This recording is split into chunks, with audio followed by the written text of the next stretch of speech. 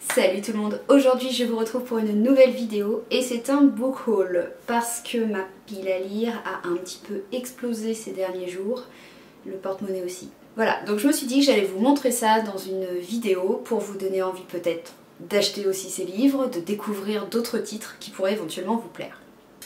On y va ?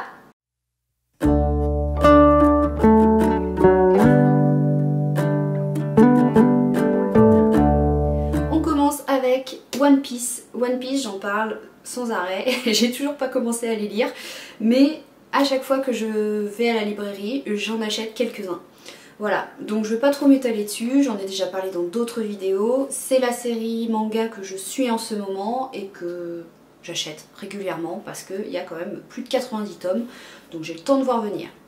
Là donc les tomes 12, 13 et 14 vont jouer ma pile à lire. Je ne vais pas tarder à les attaquer, on va dire. On continue avec cette fois-ci un roman policier, Le Salon d'Ambre de Mathilde Asensi. Le speech m'a attirée, on suit Anna qui est une jeune antiquaire qui a été recrutée par l'organisation. Alors l'organisation, c'est un groupuscule qui organise, comme son nom l'indique, des vols d'objets d'antiquité à travers l'Europe pour les revendre. Anna, un jour, elle arrive dans un château en Allemagne, elle découvre un tableau qui parle de la pièce d'ambre. La pièce d'ambre, qu'est-ce que c'est? C'est 55 mètres carrés d'ambre pure qui décorait les murs d'un des châteaux d'Allemagne. Et c'est censé être la 8e merveille du monde. Et donc elle va se lancer à la recherche de ce trésor disparu pendant la Seconde Guerre mondiale. Mathilde Asensi, j'ai découvert sa plume avec ses romans Le Dernier Caton et Le Retour du Caton que j'avais vraiment adoré et que je vous conseille d'ailleurs. Et du coup j'ai eu envie de voir si le charme opérait toujours avec un autre de ses romans. Autre livre qui a rejoint ma pile à lire, La Machine Ernetti de Roland Portiche. Alors ce livre-là n'était absolument pas dans ma wishlist, contrairement aux autres précédents. Je suis arrivée à la librairie et je l'ai vu sur l'étal et j'ai regardé.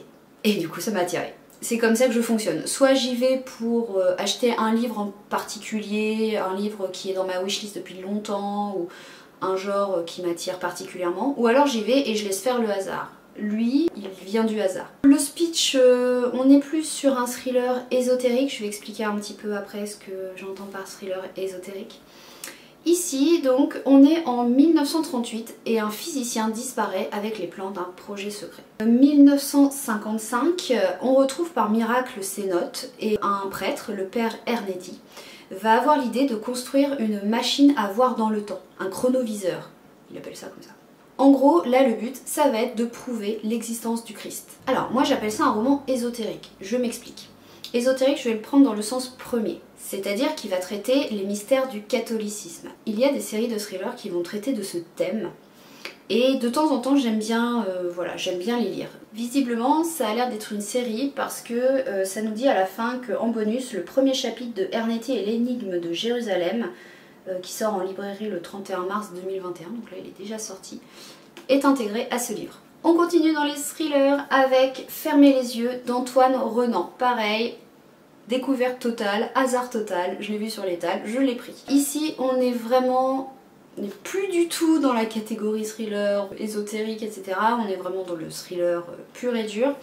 On va être sur donc la disparition d'une petite fille et trois protagonistes vont la rechercher. Donc il va y avoir un enquêteur à la retraite, il va y avoir une avocate et il va y avoir un auteur spécialisé dans les serial killers. C'est classique, ça marche toujours avec moi, donc je me suis dit pourquoi pas tester. Thriller toujours, et là alors, c'est de la pile à lire, mais je l'ai déjà lu en fait. Parce que j'ai une liseuse Kobo, du coup je l'avais lu en liseuse et j'ai tellement adoré que j'ai voulu l'acheter en livre pour le relire justement. Les jumeaux de Piolenc de Sandrine Détombe. Ça a été un coup de cœur quand je l'ai lu parce que j'ai tout adoré. Le rythme, vraiment effréné. C'est un page turner vraiment sympa. La plume de l'auteur, la fin, avec un twist final que j'avais vraiment pas vu venir. Quel est le résumé? Parce que c'est bien gentil de vous en parler, mais il faut peut-être que je vous donne le résumé. On est ici donc en 1989, des jumeaux disparaissent, deux jumeaux disparaissent, et l'un d'eux est retrouvé malheureusement mort. 30 ans plus tard, 2018, d'autres enfants disparaissent et on se rend compte que pour résoudre ces disparitions et essayer de retrouver les enfants, on se rend compte qu'il va falloir résoudre cette énigme des jumeaux de Piolenc. Quand je vous dis que le porte-monnaie a chauffé, j'ai quand même 11 livres à vous présenter dans cette vidéo. Je vais essayer qu'elle ne dure pas trop longtemps. À chaque fois, je vous fais un petit résumé et je vous donne un petit peu les impressions et pourquoi je les ai achetés. On continue dans cette sélection avec L'Empathie d'Antoine Renan. L'empathie, ça fait longtemps que je le vois passer à travers les blogs de lecture, à travers les médias, et donc je le gardais dans un coin de ma tête, et l'autre coup, quand je suis allée à la librairie, j'ai dit bon, je pense que toi et moi, cher livre, nous allons nous rencontrer enfin. Là, on est vraiment sur un truc totalement différent, on est, d'après ce que j'ai compris du résumé, on est vraiment sur une traque. D'un côté, on a Alpha, un tueur, violeur, et de l'autre, on a deux capitaines de la police judiciaire, brigade viol, qui vont donc enquêter pour essayer d'arrêter ce tueur vraiment très particulier. D'après ce que j'ai compris, il a un mode opératoire aussi particulier. Bon, je pense qu'il va falloir s'accrocher. Mais c'est ce qui attire aussi dans les thrillers, c'est le petit côté frisson. Ça promet d'être une traque haletante, ça promet d'être dur, ça promet d'être incisif. J'ai hâte de voir ce que ça va donner. Commencez à me connaître maintenant, vous savez que le genre thriller c'est vraiment mon genre de prédilection, mais je vous ai aussi dit que je lisais de tout. Et ce qui va suivre, ça confirme ce que j'ai dit.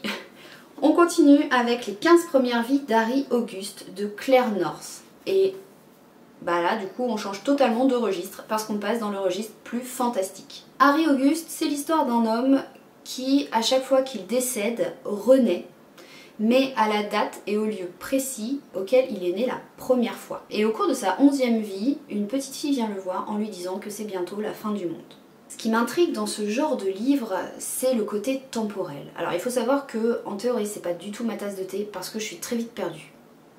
Et c'est un genre qui est vraiment, pardonnez-moi l'expression, casse-gueule pour un auteur.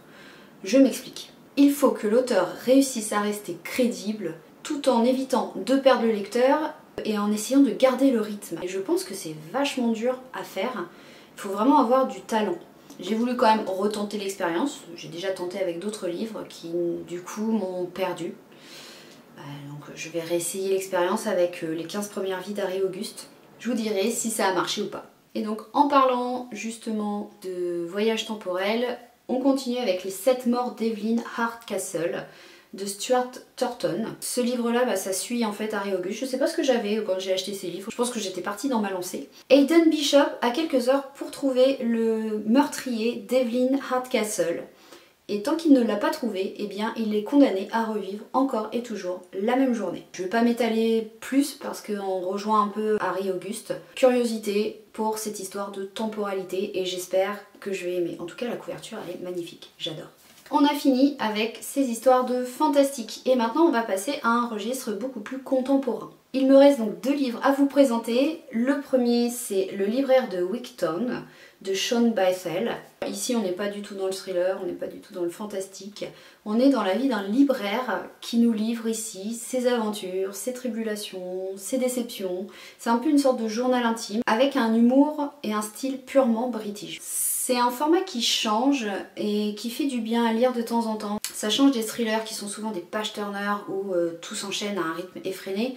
Ici on est plus dans la cool attitude, ça se lit tranquillement, on peut lire que quelques pages, c'est sous forme de journal intime, donc on peut lire quelques journées seulement au fur et à mesure. On s'attache plus aux personnages aussi, j'aime bien découvrir le quotidien par le point de vue interne d'un des personnages. Donc le libraire de Wigton a rejoint ma palle. Et on termine par un livre qui en théorie n'aurait jamais dû rejoindre ma pile à lire. Ce livre s'appelle Les Demoiselles d'Anne-Gaëlle Huon. Alors déjà j'adore la couverture.